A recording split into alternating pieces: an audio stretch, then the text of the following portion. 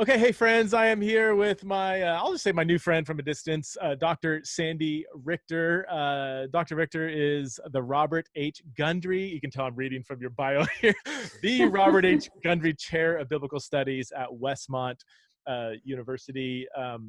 Sandy has taught at several other high-powered institutions, Wheaton University, among Wheaton College, I guess, among others. Mm-hmm.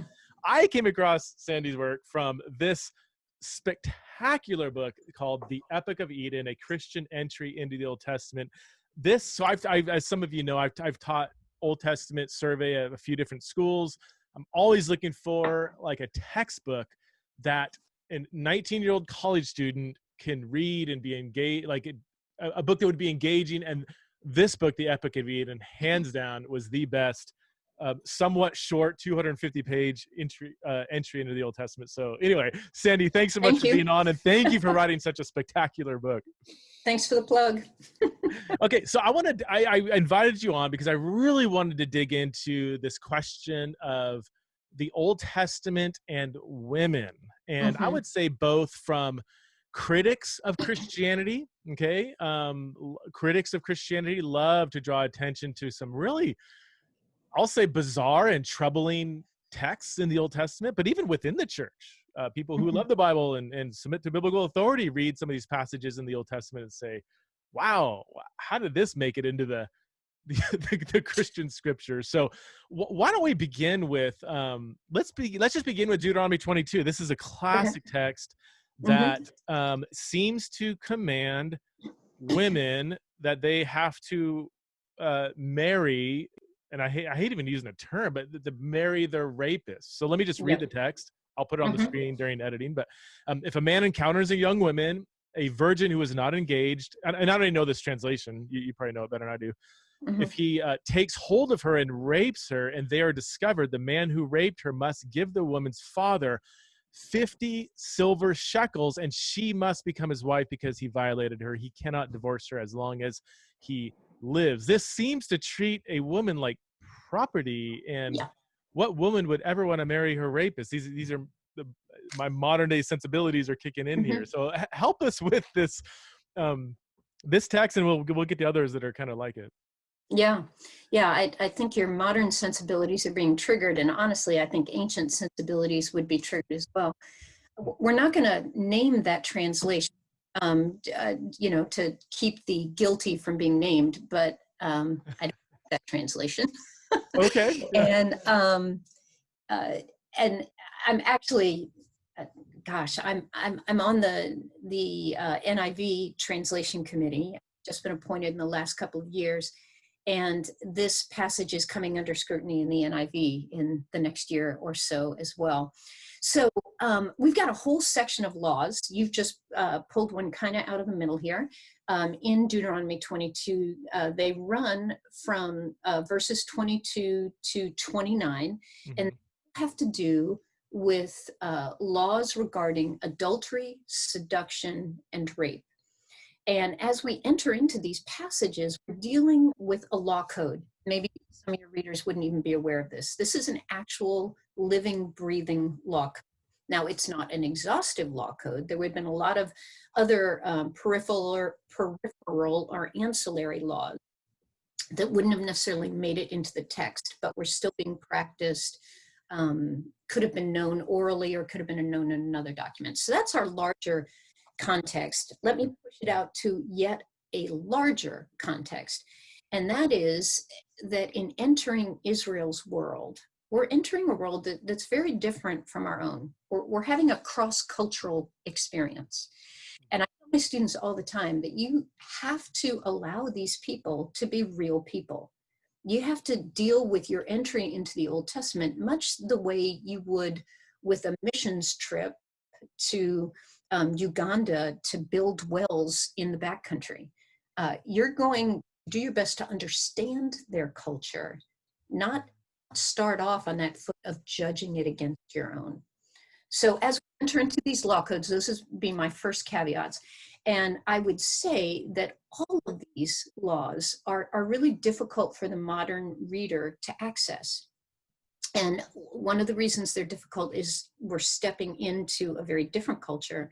And even more specifically, we're stepping into a tribal culture.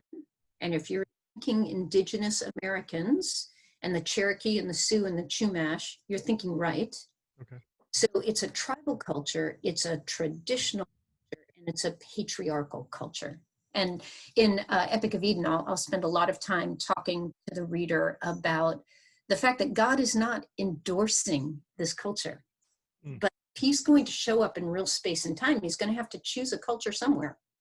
So our job is to try to hear the character of God through the lens of their culture. So those would be setting the stage. Very different for the modern reader to access because they're dealing with an ancient culture, a tribal culture, a patriarchal culture, and one in which the family, the extended family, what I call the Beit Av, the father's house, is the core of the legal system.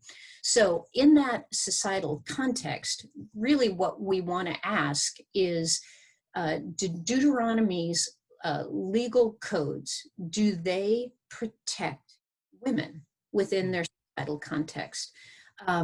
And I'm going to make the argument, I've got an article coming out in Jets as soon as they get through all of their editing processes, that makes the argument that Deuteronomy not only protects women more effectively than surrounding law codes, because Deuteronomy is not the only law code out there. We've got the Middle Assyrian laws, we've got the Code of Hammurabi, we've got the Code of Eshnunna. Deuteronomy, I think, actually protects women more effectively than surrounding law codes, and you could make a case better than modern law codes as well. So do we want to jump right into the rape laws? Are you ready? Yeah, sure, yeah. Okay, so when you look at the larger pericope, what Deuteronomy is doing is it's starting off by talking about adultery. And we need to understand that Deuteronomy sees this violation of marriage as a capital crime.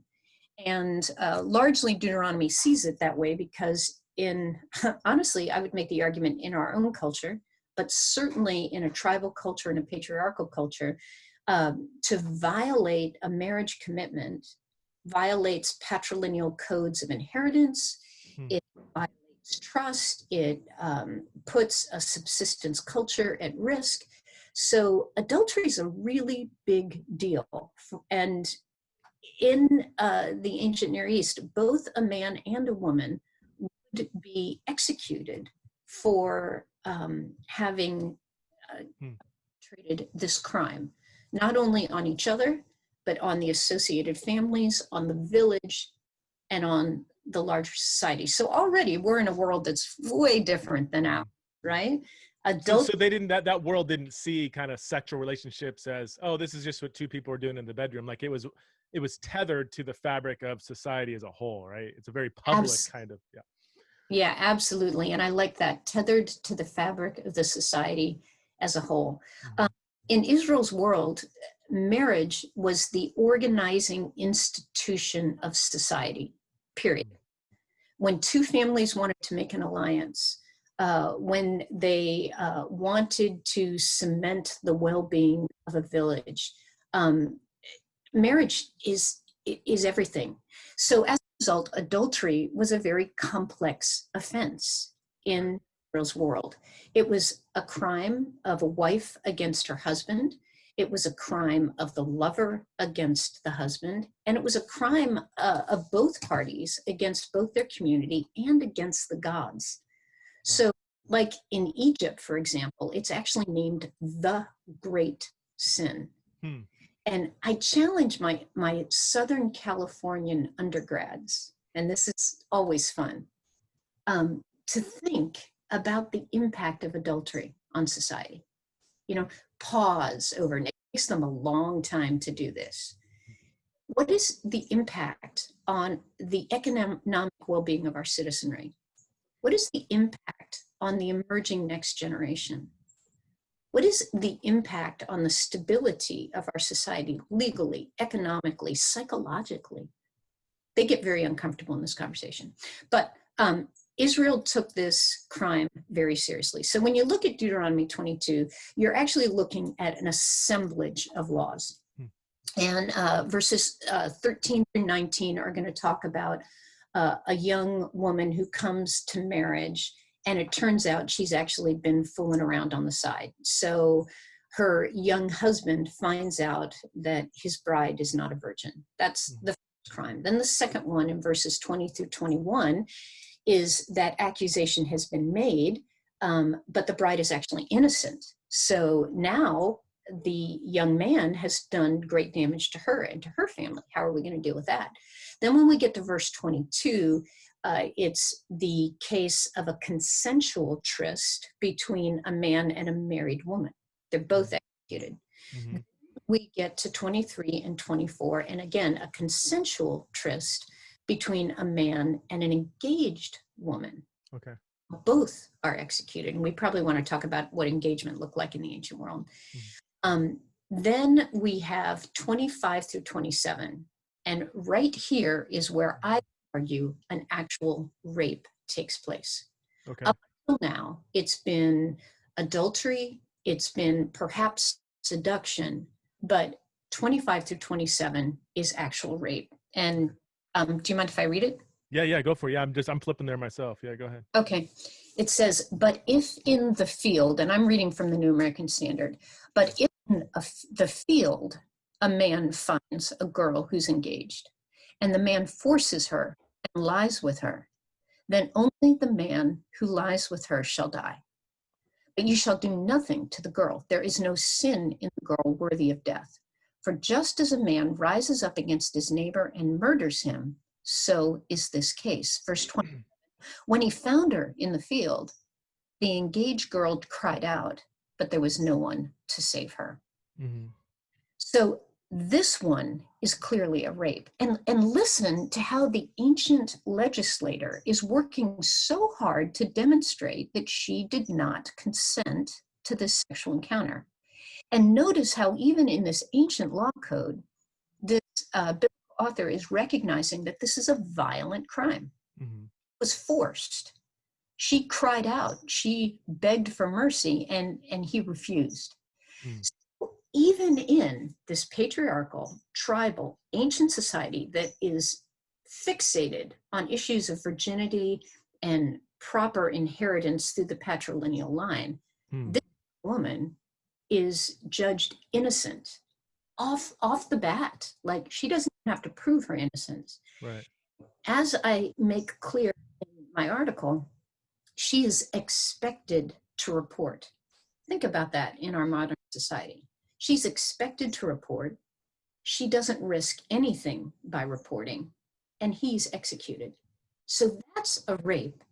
When we get to verses 28 and 29, which your passage read as rape, if a man finds a girl virgin who's not engaged, and he seizes her or he takes her and he lies with her and they are discovered, and then we go on about how the man has to pay the bride price, he has to marry her, he cannot divorce her. I'm going to make the argument, and the best scholars out there, I think, would make this argument as well, those who've done the linguistic work. And thinking off the top of my head, Carolyn Pressler has a famous published dissertation in the BZAW series regarding this. Gordon Hugenberger, who is at Gordon Conwell, did his dissertation on this as well. This is a seduction. This is not a rape. Now, in our world, of course, she might have been manipulated. She might be underage. The seduction, could have certain aspects that pushed her toward this experience, but this is not a violent crime. And so in light of that, and in light of the fact that she is not yet married, and we probably need to talk about marriage ages and all that sort of thing, but in light of the fact that she's not yet married, the fact that she's already had a sexual encounter with someone, in her world, she's already married.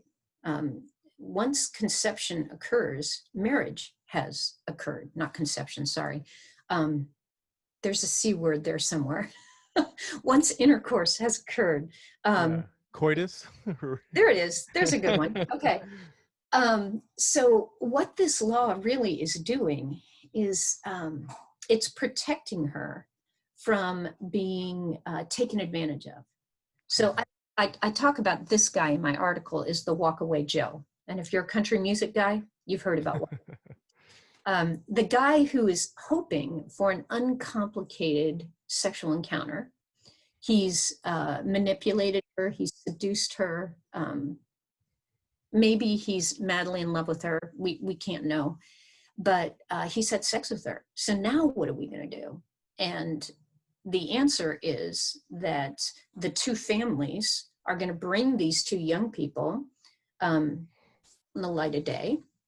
And both pater familias, in other words, the patriarchs of both families, are going to look at this young man and say, sorry, dude, no walkaway Joes in this village. You have to marry her. You have to pay the full bride price, which is not a chattel price. We need to talk about the two. Yeah, I want to come back to that. Yeah. Yeah, it's really a gift toward her future. It's kind of a personal savings account.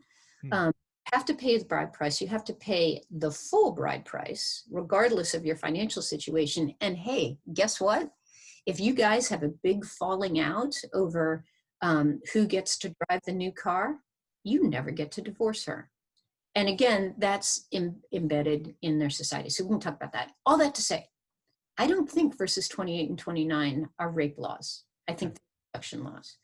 And whereas in the Middle Assyrian laws, which we can talk about in a few minutes, a girl was required to marry her rapist. And in Islamic law to this day, a girl is required to marry her rapist. And with Middle Assyrian law, there would be honor killings and there would be revenge rape. That's a really cool idea. Wow. Guy rapes your daughter. You can take his wife or his daughter and have her raped. Wow. That's the legal punishment in the law code. Deuteronomy has none of that crud. Yeah. So if you're an ancient Near East random person, you stumble upon Deuteronomy 22, given the cultural context, the climate, you would say that that person in that context would read this as, wow, this is much more elevating towards women than everything else going on in that society, from what we can tell from the ancient literature. Would that be a fair thing to say? Well, and I like that you put that caveat in there too, from what we can tell. Westbrook, who is the legal expert of all legal experts, he makes the argument regularly that we don't have any exhaustive law codes. Right. It is, you need to make an argument from silence very carefully. I can say that with the entire presentation of Deuteronomy, there is none of this business of trying to save the honor, dishonored husband or father. There's none of this business of the girl being a pawn in a larger program of preserving male honor, which, especially the Middle Assyrian law codes, as I present in the article. Revenge rape, not only revenge rape, but the husband who is wrong, not only does he get to execute let's stick with the young, unengaged girl. If the daughter is raped, he gets to pull the wife of the rapist. He can rape her or have someone else rape her. Then he takes her into his household and keeps her as an indentured servant as long as he wishes. The young girl is immediately put under the protection, and I'm using the air quotes, under the protection of her perpetrator's household. Can you imagine life looked like for that young woman, being forced into the household not only of a rapist, but the matriarch of the household just got pulled out and publicly abused and is living in indentured servitude? Yeah. Honor killings are all over our world. That girl's life is going to be miserable. So that's Middle Assyrian. And again, you can find that in modern Islamic law in a lot of the tribal cultures, Pakistan and the right. I've got an array of ethnographic references. You mentioned Code of Hammurabi. That's probably the most, for my audience that may not be familiar with Middle Assyrian law codes. A lot of people have heard of Hammurabi and his code, which parallels, I don't forget what date, when was Hammurabi? 1700s BC or? Yeah, that would be about right. Predated Deuteronomy, no matter how you date Deuteronomy. What do they say about what parallel kind of instances? Are they similarly, for lack of better terms, dehumanizing much more than the appearance of Deuteronomy are? I would argue, yes, they are. One thing that's very interesting as you pick up the law codes from the ancient world, and again, Westbrook is a great resource, Martha is a great resource. Sexual law gets tons of attention, which I find really interesting. All these different scenarios about if there was manipulation, if there was seduction, was it rape, was it adultery, did the adultery happen here, there, or anywhere, who's related to who, how many gifts have changed hands, lots and lots of detail, which lets us know that in the ancient world, like in our modern world, sexual misconduct was a real issue. And that's one thing I am so appreciative of our biblical text is the Bible's not afraid to talk about sex. The church is afraid to talk about sex, but the Bible's not afraid to talk about it. And to set boundaries. In my conclusions in this upcoming article, I talk about how in the world of Israel, these sexual codes are designed kind of like guardrails on society. Guardrails that help society to move safely through all of the vagaries of life.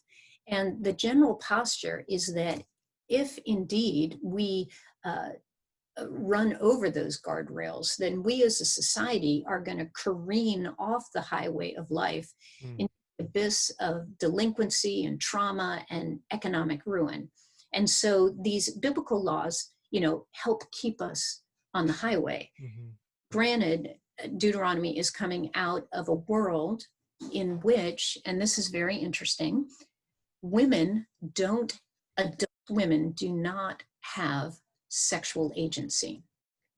And this is totally foreign to a modern reader. But even under those conditions, their sexual identity is heavily protected. So the Code of Hammurabi emerges from a larger corpora of laws coming out of the ancient world. It's not, as you know, it's not the only law code. There are half a dozen of them, and they repeat a lot of the same laws. So I would argue, even in the silence, that I don't have every law that Israel is practicing, even in the silence, I would make the argument that Deuteronomy, standing against Hammurabi, Eshnunna, Lipit Ishtar, Deuteronomy has a much more elevated view of the sanctity of the society, of God's involvement in the community, and I would argue very much the sanctity of female life as well. Can you speak specifically to the language here? Because you said this translation is not, you would disagree with this translation. So Deuteronomy 22:28, if a man encounters a young woman, a virgin who's not engaged, and then these two words, takes hold of her, the ESV says, is it seize? He seizes her. And then the translation I'm reading here, the translation not to be named, kind of the Voldemort of we love it. I mean, this one says rape, so the language in 22:28 says rape. The ESV says to lie with. Right. Can you talk to us just briefly about maybe the Hebrew term here and how you would render these two terms, seize, rape, or lie with? Yeah, and that's really important. Okay, so let me lead off by saying Akkadian, which is the language of the Code of Hammurabi and the language of Lipit Ishtar. Let's take a break. I'm going to remind my family that I'm being interviewed. I hope you can edit that out. Okay. Guys? Sorry. You're fine. Okay. I have a family and we have COVID. Okay. All right, so I'll launch back in. So let me lead by saying Akkadian, the language of Hammurabi, Lipit Ishtar, Eshnunna, these other law codes, does have a word for rape. They have a na'um, which means illicit sexual intercourse. Hebrew doesn't have a verb for rape. So that's why we're left kind of saying, did she or didn't she? Did he or didn't he? So if we go back to 25, and it says, but if in the field the man finds an engaged girl, so he finds her, that's all very innocent, and the man seizes her, that's chazak, and the man lies with her, then the man who lay with her shall die. Okay, hazak is a much stronger verb. It is best translate to seize. So, this is being done against her will. This is the same verb that's going to show up in Judges 19. Oh, and yeah. The rape of the Levite's concubine. It's also going to show up in the rape of Tamar. Okay, so that says chazak, and this man is guilty, and it's a capital crime, right? And But this is 2227, you're saying? Yeah. 25, yeah. Okay. I'm in 2225. So okay, yeah. Is the verb. But the act of lying with her is just to have sex with her. Just a generic term. It could be used in positive, negative context. The context determines meaning. Okay. Absolutely. So, a man can lie with his wife, or a rapist can lie with his victim. Right. So this same collocation is used in the rape of Tamar in 2 Samuel 13 and in Judges 19. So with the surrounding conversation, we can hear pretty clearly that this girl has not consented. When we get to the passage you're speaking of, it says, if a man finds a girl who's a virgin, so now the girl is not engaged, and literally it communicates for whom no bride price has been offered. Okay. And he lays a hold of her. Now the verb is tafas. Oh, a different verb. Okay. It's a different verb. He lays hold of her, tafas, and he lies with her, and they are discovered. Now tafas is a very innocent verb. You can tafas an instrument to play it. Moses tafas tablets at the top of the mountain and carries them down. It also can be used in an arrest scenario where parents tafas their young adult son who refuses to work and is a glutton. Remember that law in Deuteronomy? And brings him before the elders. But it has a very wide semantic range. So I don't see any forceful seizing here. He lies with her, and they are discovered. Verse 9, then the man who lay with her shall pay the girl's father 50 shekels of silver, and she shall be his wife. And now this last thing, her whom, what does your translation say right there? Violated. He violated her on the, I think that's Holman. Is that the Holman Christian? I think it's Holman Christian. Oh, we weren't going to name it. That's okay.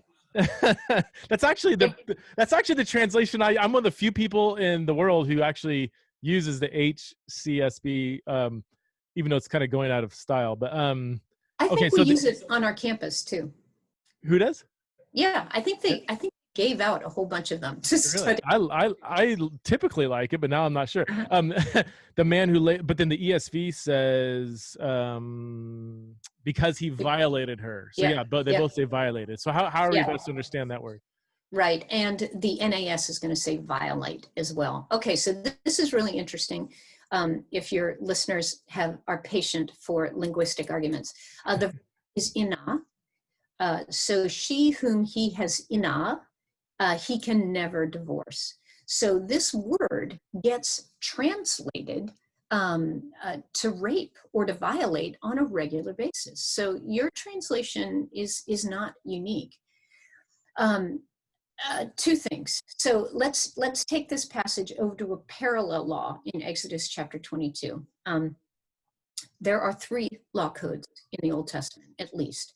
There's the covenant code, which is in the core of the book of Exodus. There's Leviticus and Deuteronomy. So three different law codes expressing different backgrounds, different applications, but they're all biblical law. Exodus 22 has a parallel law, and it reads, if a man patahs a virgin who is not engaged. So now we've had chazak, tefas, and patah. And Exodus 22 is the parallel to what I'm saying, seduction law. And patah literally means to seduce, to confound, to confuse. Okay. So if a man seduces a virgin who is not engaged, we're in Exodus 22, verses 15 and 16, and he lies with her, he is required to pay a bride price for her to become his wife. If her father absolutely refuses to give her to him, he shall pay silver equivalent to the bride price for virgins. So even in a case of seduction, that the man, the father can say, no, you're not the guy I want for my daughter. And halacha, which is the, it's not modern, but the following rabbinic law also gives the girl the right to refuse. So even in the case of seduction, she's allowed out of this situation if she wants. But let's get back to inna. Okay, lots of people translate inna as to violate. But if we do a broader study of the verb, it can't mean rape. One reason is because there are many examples of women being inad who there's no sexual encounter named. So if we are in Genesis and dealing with the story of Jacob and Rachel and Leah, okay, so he's already worked to pay the bride price. He worked 7 years for each girl. He married each girl legitimately. He had the permission of Laban, who at that point was the patriarch of the household. So everything about the unions are legitimate, and they've already produced children, right? So we can't have a rape going on here. But in this context, when Jacob is leaving the household and Laban is busy following him and making the argument, hey, you can't leave me. Jacob says, hey, I paid all the dues, I'm taking my family and I'm leaving. At this point in time, Laban says, okay, well, if you're going to take my daughters, you are not allowed to marry any further wives and thereby inna my daughters. Same verb. So, same verb. And very interestingly too, when Delilah finally figures out the source of Samson's strength, and she cuts his hair and delivers him over to the Philistines, that moment, Samson is named as having been innad Delilah. So what's going on here? There's a great word study out there. I'm trying to pull up the notes here so I can give you the bibliography that does a very thorough study on the word inna. And as you do the entire study, you see that to inna someone, especially a woman in the biblical text, is to lower her social standing. I found it. It's Ellen Van Volt is the author. And she, as I said, has done a very thorough word study. And the title of it is Does Inna Denote Rape? That's the name of the article. And she demonstrates that no, the best translation here is that you have lowered the social standing of this woman in her society. So for a man to manipulate a young woman into a seduction scenario, she's in a position where she is no longer an ideal candidate for marriage. And as marriage in the ancient world was a career path, it's not just not by any stretch, just a romantic commitment. This is a career path. For a man to seduce her and then walk away is clearly reducing her social standing. So all that to say, verse Yeah. 28 and 29, if a man finds a girl who's a virgin, who's not engaged, and he seduces her and lies with her, and they are discovered, then that man who lay with her will pay his appropriate due to the girl's father. He'll marry her, make her not just an honest woman, but a woman with economic stability and social standing, because he has lowered her social standing, and she shall become his wife in perpetuity. So that is how I would translate those verses. Wow. Now that, thank you. That clarity. I mean, you're dealing with like really deep word studies and stuff, but that's just super clear. Probably the first time I've actually fully understood kind of what's going on here. And that parallel in Exodus 22 is really helpful. I have that one on my screen too. And that one really does augment or shape or clarify what's going on in Deuteronomy 22.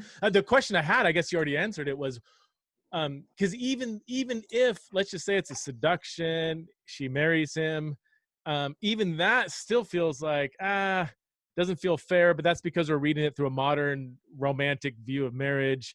We don't understand the social context. So my question would have been, what would have happened if she didn't marry him? And that would have been in that context. I know, again, it's still hard for us to get our mind around, but in that context, that would have been socially, economically, psychologically more damaging. You're saying, would that be fair to say?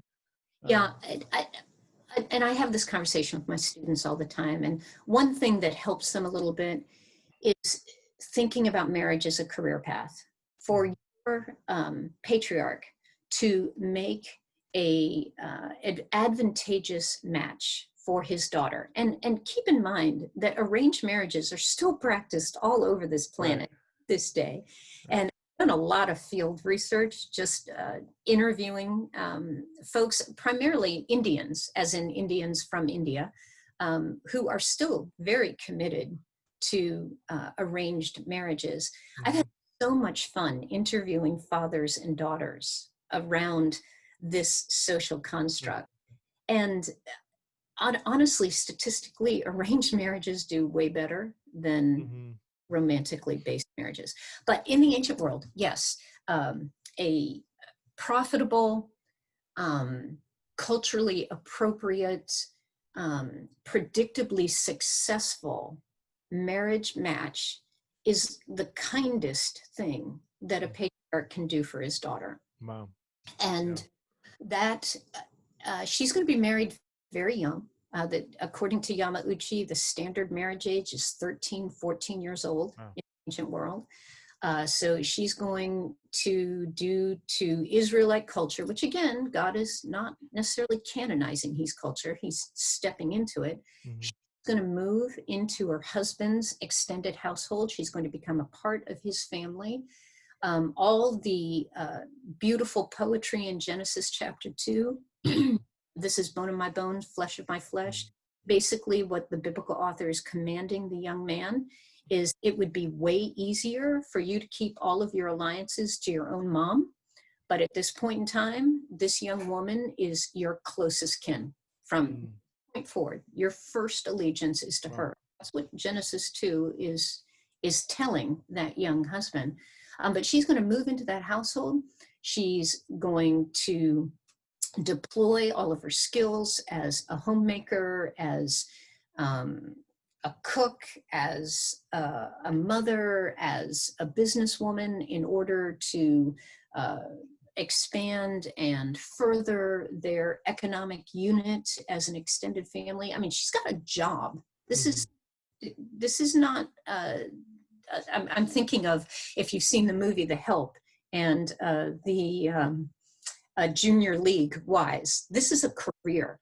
So if we move this young woman's marriage choice into our thoughts of a career path, she's chosen her law firm. She's in as a junior partner.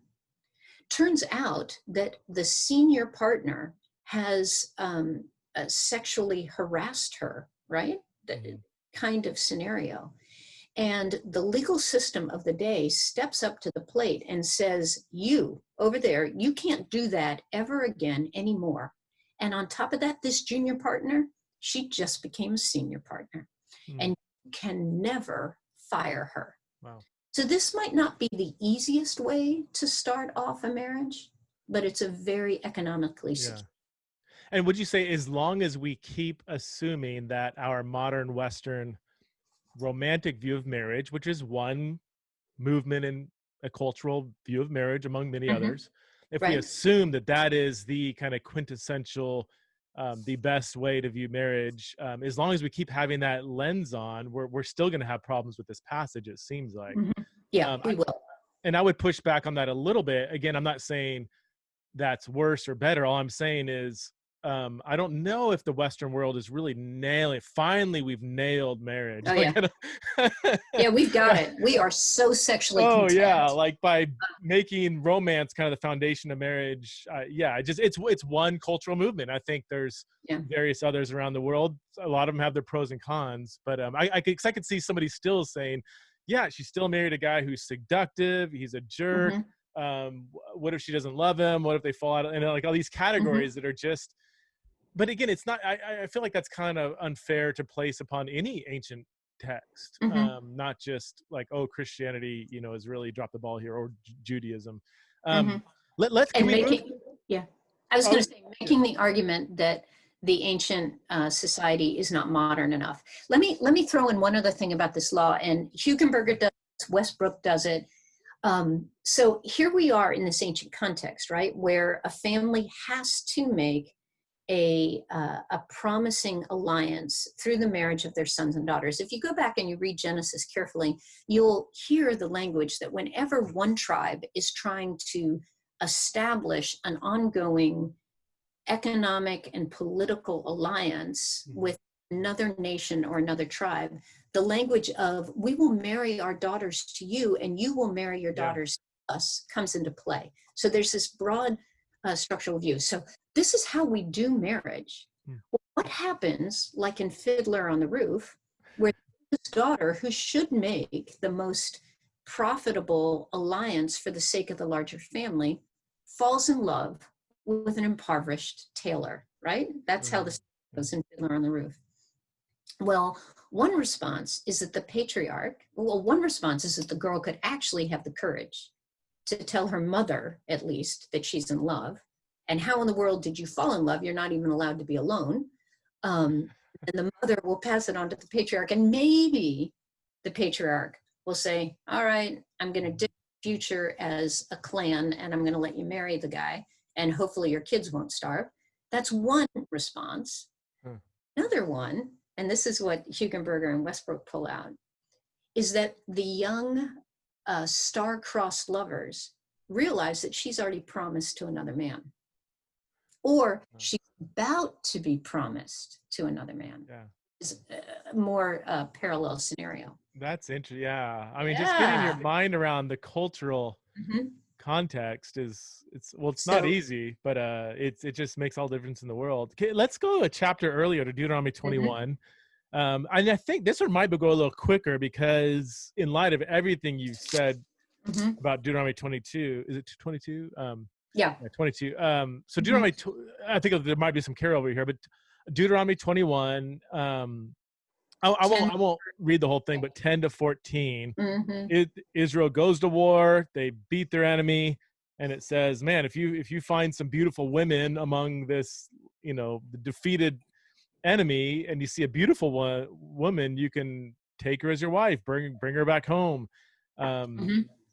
And then you have some, see from a modern perspective, weird stuff like she can shave her head. And my translation here says do her nails. I don't know. Uh-huh. And Yep. she shall Yep. remove the garment of her captivity, remain in her house, all this stuff. And you can take her as your wife. Can you help us get our cultural minds around this Around this. passage here? Yeah. Yeah. Okay. So one interesting thing is the position of this law. This law stands between the laws of war and the laws of marriage. So the biblical author already sees it as kind of a segue, a hinge in between the two collections. All right. So the first thing we need to realize is that there is no Geneva Convention in the ancient world. There is no such thing as a prisoner of war camp or a refugee camp. So if a nation goes against another nation in war and they conquer them, what are they going to do with the human survivors from the war? Can't put them in a POW camp. If they've actually conquered the city and they're annexing the territory, it is very dangerous to leave the military men alive for sure. So what we're looking at in an ancient military context is either someone gets killed or they become a slave. Those are two options. So what's happening in this passage is that Israel has won the battle. They've defeated the military men. They've taken the city. So there's probably been a siege as well. So everyone inside the city, largely civilians, they've been starved. They have been exposed to an array of diseases. And in the pile of loot in the middle of the fire and the battle and everything is a bunch of possessions, a bunch of livestock, and a bunch of people. So in the ancient world, you pay your soldiers by allowing them to loot the city. There isn't like a minimum wage. And so these guys are going through the pile of loot by seniority, and they're claiming their pay. And as they're claiming their pay, they're claiming people as slaves as well. So this Israelite soldier sees the pile of loot, and he sees a young woman, and he's attracted to her. He doesn't want to make her a slave. He wants to make her a wife. That's the scenario. So unlike what happened in the Rwandan genocide, unlike what is happening throughout our refugee camps right now at this very minute, he's not allowed to simply rape her and go home. Rather, according to this law, he must bring her home intact, bring her into his household, which means he's just elevated her from captive or victim to a member of the household. 30 days, she is asked to shave her head and to trim her nails and to throw away the clothes of her captivity. We look at that and we see it as acts of humiliation. Actually, Old Testament scholars look at that and they see that as potentially mourning rituals, because that's what you would do if you had lost your entire family. Mourning rituals, or perhaps liminal rituals, rituals that move you from one identity to another. The rabbis love to see this as the young woman being stripped of all of her decorative features. So our good Jewish boy will decide when the 30 days is up, hey, she's bald now and she doesn't have fingernails and I don't want her anymore, and put her back on the slave market. That's what the early rabbis would have said. I make the argument that these rituals are both mourning rituals and liminal rituals, and they're hygienic rituals. Because if you're coming out of a siege, you have lice. If you're coming out of a siege, according to the medical experts, the grossest part on your whole body is what's underneath your fingernails. Scabies and an array of other diseases. So she shaves her head and throws her hair away. She takes her nails down and throws her nails away. She takes her clothing, which if you've ever tried to delouse a child out of the public school system, what do you have to do with all their clothes? And she throws that away. So now she has cleaned herself up.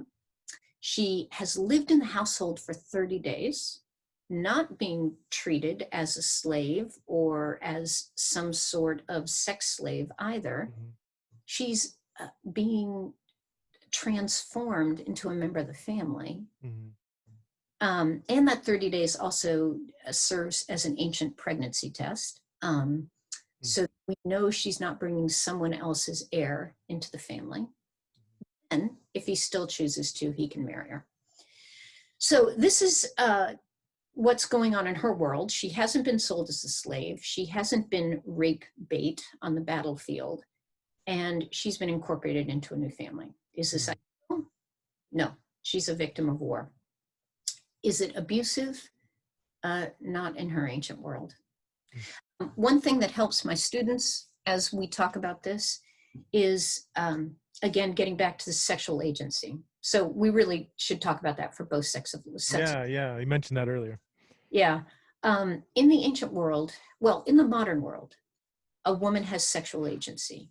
The presumption in the United States of America is that I, as a woman, get to choose my own sexual partner.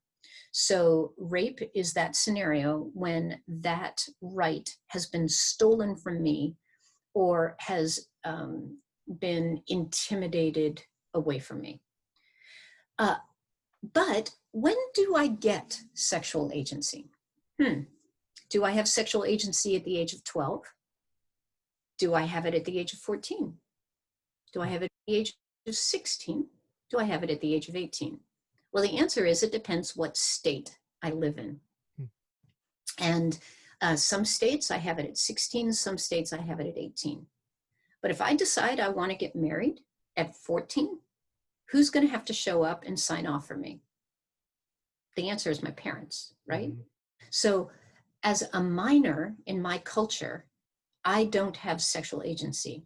If I stand up in a court of law at the age of 14 and say, no, but I wanted to have sex with him, that testimony would not stand up in a court of law. It would still be identified as statutory rape.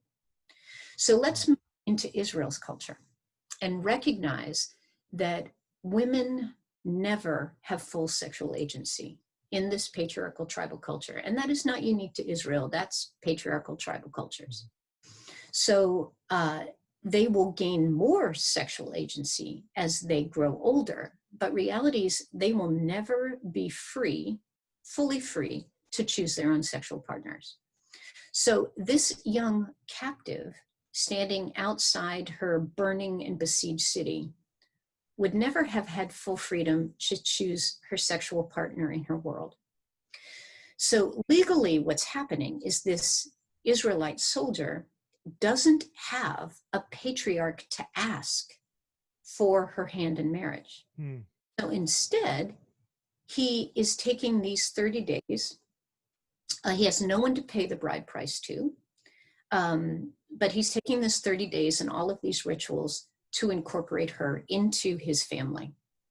And again, one thing that kind of helps my students is I say, okay, let's change this scenario. And let's make this a child. And let's get the sexual equation out of the picture. Let's say this is a 10-year-old boy. And the soldier is circling the pile of loot, deciding what he's going to take home. And he sees this kid sobbing in the corner. His parents are dead. He's alone. And he takes pity on the child. And so he says, no, instead of buying this kid or letting someone else buy him, I'm going to adopt him. And I'm going to take him into my household and I'm going to make him my son. And therefore, he's going to inherit with my children. We would look at that and we would say, hey, that soldier is a hero. Right. We have a whole lot of Vietnam vets who came home with Vietnamese children in tow that they did exactly that for. And we look at that and we say, hero. Because we understand that a child doesn't have agency to choose their own family, especially if all their parents and relatives are dead. So that's kind of what's happening here. Wow, that's super helpful. Gosh, yeah, that one does seem, there's a little more on the face of it that seems less kind of jarring than the other passage. But even with the proper translation, the other passage makes a lot more sense. Again, just I guess one more reminder: we have to read, especially the Old Testament, in light of its own cultural context. What I've often heard people talk about is like, and let me, this is maybe an oversimplified way of framing it. I've had to do this. I've dealt a lot with just violence in general in the Old Testament, and how does that relate to the Sermon on the Mount? It's almost like you have this Genesis 1 and 2 ideal. Then you have a gap of time, and then God enters in and meets Israel where they're at, regulates, not does away with, but regulates within their own cultural context some of the really kind of twisted moral codes of the day, elevates it, like gives it, it's a lot more humanizing than the rest of the culture. But then that's not the cultural, temporal ideal. Rather, he meets Israel where they're at, regulates their society, and slowly kind of brings them to where he wants them to be, which is, you could say revealed in the ethic of Christ, Sermon on the Mount, something like that. Is that, I know it's kind of probably oversimplified, but does that sound, should I keep saying that, Sandy?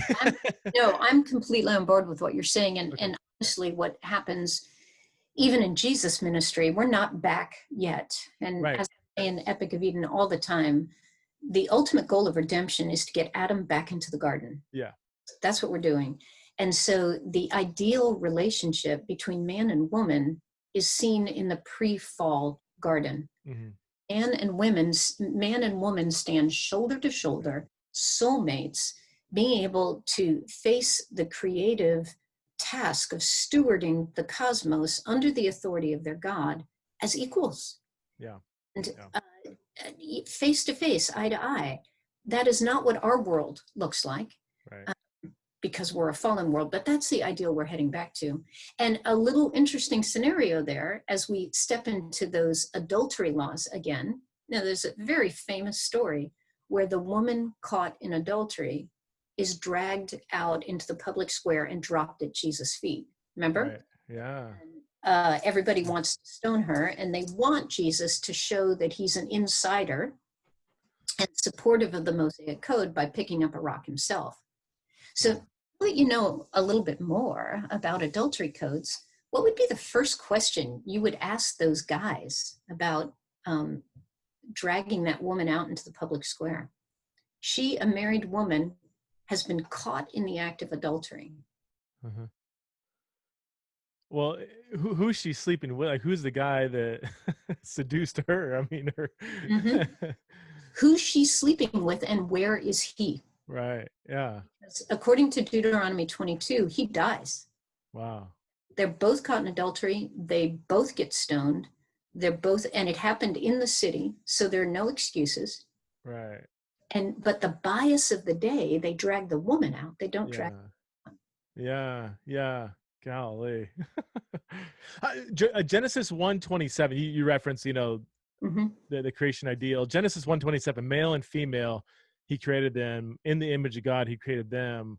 Is there any parallel statement that not only puts men and women, male and female, on par with each other, but describes them both as bearing God's image? Like, that seems to be like something out of the third wave feminism or something, Yes. Is it really that ahead of the culture of that day? Because I mean, we've talked about how some of these laws are more humanizing, but they're still a little jarring. But you look at what Genesis 1:27, it's like, oh my gosh, like that. Do we have anything in the ancient world that parallels a statement like Genesis 1:27? No, we don't. And I remember many years ago when I was finishing my PhD, and here I am at Harvard University, where the brightest of the bright are all students, and I was teaching 2 sections of the Bible and its interpreters. Jim Kugel was the prof, and I have 20 of these bright and beautiful undergrads sitting in front of me, and my task for the day was to pull up 3 creation myths out of the ancient Near East and get them to compare and contrast. And that was my assignment. I really didn't have any choice about what I was going to do, and I wasn't looking forward to it, because I didn't want them comparing the Memphite theology of Ptah, he creates humanity, and forgive the language, but he masturbates humanity into creation, and as his sperm drops on the ground, humans, that's Egyptian creation mythology. Or the Mesopotamian, where the rebel deity Kingu is slaughtered by Marduk and his blood drips on the ground and humanity springs up. Or Genesis 1 and 2. So, standard teaching fellow stuff. I put 3 big columns up on the blackboard. We had chalk. Yeah. And the students start comparing and contrasting. And I'm not supposed to be swinging this conversation. I'm just supposed to be facilitating it. And these students, who were, believe it or not, completely biblically illiterate, they do anything else in the academic world, but had never read the Bible. They're saying, hey, in this biblical myth, humanity is like beloved and respected. Yeah. And they're not just morally compromised, rebel offspring. And man and woman, they're like equal. And it was a really great moment to say. But no, this idea that a woman is equal to a man, that she is a co-heir of the kingdom, that she is made in the image of God, the animate representation of the creator on this planet, no way. No. Yeah. This is only Bible. Let me, before we leave you, let's fast forward let's just jump ahead several thousand years to 21st century. I mean, this could have been how we could have began this conversation this way, but we'll end it this way. I mean, you're a female biblical scholar at an evangelical institution, and there's not a whole lot of you out there. No, there aren't. What has that journey been like for you? Well, thanks for asking. And let me say that there are a lot like me now. Mm-hmm. Now, proactive hiring practices and mentoring practices have produced a lot of outstanding scholars. But in my day, I spent most of my educational career and early career literally being the only woman in the room. That is not unusual to me at all. I actually started off in ministry, and that was worse. And I would sit in, general conference meetings, and the ushers would come up and tap me on the shoulder and tell me that the wives were meeting across the hall. Pastoral Appreciation Day would come, and all of the male staff would get bonuses in their paycheck, and I'd get flowers. I remember a review where my senior pastor actually sat there and reflected out loud, I don't really understand why we're paying you to do this. My wife does this stuff for free. So yeah, constant. That'll make you swear in Akkadian at him, right? Yeah. So the academy was more egalitarian in that it was willing to evaluate me based on my intellectual capacity. But oh my gosh, I went all the way through college, seminary, and most of my doctoral education without having a single female professor. Wow. First female professor I had was Joanne Hackett, who was the Northwest Semitic Inscriptions and professor of Hebrew language at Harvard University. I remember the first time I bumped into her. If she's listening, I hope this is a funny story. I was in the Semitic Museum at Harvard, and I was using the restroom, and Joanne came out of the stall to wash her hands, and I almost dropped on the floor. I actually thought, now I'm in my late 20s, I thought that faculty had separate bathrooms because I'd never seen a faculty member in a bathroom. I start apologizing. Oh, I'm so sorry. I didn't. She's like, what are you apologizing for? Well, I didn't realize this was a faculty restroom. She's like, Sandy, this is the women's restroom. But I didn't know. So lots and lots of that. Lots of being uncomfortable in your own skin. Lots of being the last person called on. Lots of being sidestepped and introduced at conferences as beautiful as opposed to intelligent. And perhaps one of the things that is most things that still exist. Yeah, I would love to hear it. Yeah, still exist and are still so frustrating. When I publish stuff, especially technical stuff, the Academy has quantified, I will be the last person cited. They will cite my resources, they will cite my research, but they will go back to my primary sources. I won't get cited. I work on the deuteromistic history and the name theology. Oh my goodness. You can find all of my material, but you will be challenged to find my name. That really needs to change. So that, in my experience, and maybe it's just my experience, or maybe it's just being kind of blinded, like most academics that I'm around would be very either not aggressive, like eagerly egalitarian, or even the ones that might be on more conservative environments. Like, I mean, I told you I was on staff at Cedarville University, which is a really conservative institution, but even then we had a huge concern. Most of the Bible faculty there, which would be very conservative, really were eager to have female a woman's voice. So they're very sensitive to that. It is. So all that to say, could it be that people have on the face of it maybe some egalitarian sensitivities, but there's still maybe some inexplicit or subconscious almost things they're doing? Would you say that that's the case? Because I mean, I can't imagine at Harvard University. My gosh, I mean, this is like the bastion of conservative ideals. Like, is it that? Is it that men in particular, maybe some women, have just underlying subconscious ways of relating to women in the field? Yeah, let me tell you that women are no better at this than men. Okay. The biblical studies are just as uncomfortable working with other women as men are. Because honestly, we've had less experience working with women than you have. Oh, wow. Yeah. Because we're usually the representative person in the room. So, okay, let's do teaching evaluations. It's been a big study done. I can't cite it right here. I'm afraid I'm prepared to do it, where they did a longitudinal study with fictional online professors. So the course was run by the same person throughout, 2 or 3 years. But every time the instructor offered the course, the instructor would change their name.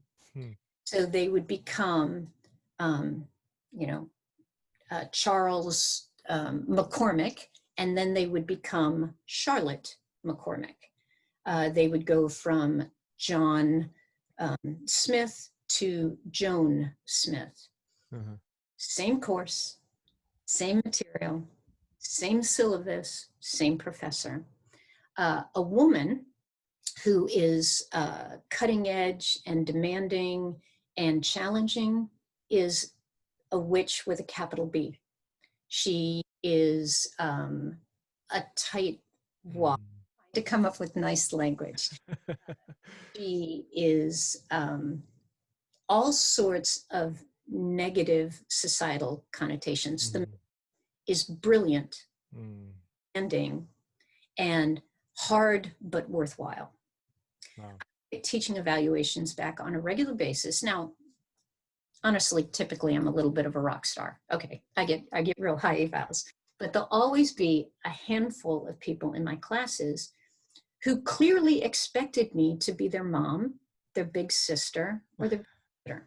So when I said, no, I'm sorry, I cannot excuse you from 2 weeks of class so that you can launch a new job or visit your family in Germany, that will come back as me being cruel, unsupportive of my students, and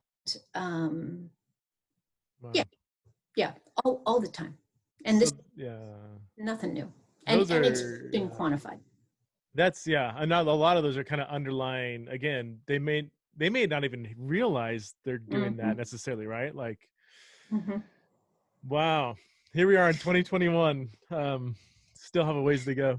Yeah, and there's also, let me tag this on too, because there's been so much push for proactive hiring. Honestly, and now I'll play the other side of it.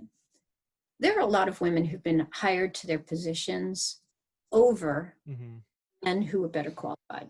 I've sat on plenty of search committees where I've seen a young woman with promise hired over a young man with proven competence, which honestly, if I were to adapt a society, I'm a meritocracy kind of gal. I'm the one sitting on the committee saying, hey, that white male, he's really good. Wow. Okay. Whereas, these other guys, they have potential, but it's not proven yet. So I honestly think we've undermined ourselves as well. Well, I want to recognize that I just said 2021. This is the year 2020. Yeah. That'll be relevant in 6 months when it is 2021. That's it. So, no, I appreciate that. Cause I mean, it's something maybe you can say both as a female and as somebody who's hiring more than I can say. But I mean, when I was getting done with my PhD, it was kind of a running joke, oh, you're a white male. Good luck getting a job in education. Maybe worse, you're a conservative white male. Yeah. Well, yeah, and it's like, well, I'm not gonna, for various reasons, like a Southern Baptist seminary won't hire me. So like the more conservative schools, they may not care or maybe eager to hire a white male. I'm not really hireable for them. For any kind of moderate to even more progressive seminary, the assumption, and again, this wasn't true probably 20, 30 years ago, but the assumption is I'm going to have a harder time. And I don't know what to do with that. It's I don't know. I do get it. Like even things like affirmative action and stuff. It's like when a group of people have been ignored, maybe even oppressed or neglected, whatever, we might need to counterbalance that. So, and I'm just part of that stage in the world. At the same time, as on an individual level, it is a little difficult if you have two people side by side. One's clearly better than the other, that the other might get hired for that. But yeah, it's a difficult chapter. Yeah. For exactly what you're saying, that there's certain affirmative action hires that simply give other faces a foothold, but but I have questions about that as well. So as I've told every committee that has hired me since I was 22, if you think you're hiring me because I'm a woman, go pick your other candidate. I want to be hired because I'm good at what I do and because I and the case, you're not doing me any favors by pulling me into this post. I just had Madison Pierce on. I don't know if you know her. She's teaches at Trinity, New Testament scholar, just a recent hire, I think a couple years ago. And she said the exact same thing. Like or when she's invited to participate in a project, if they even front load, like, we're really glad to get a female scholar. Like, no.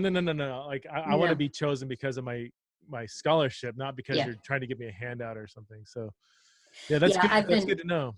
I've been asked to participate in dozens of projects as the woman, and periodically I'll say yes because of the quality of the project, but the front loading is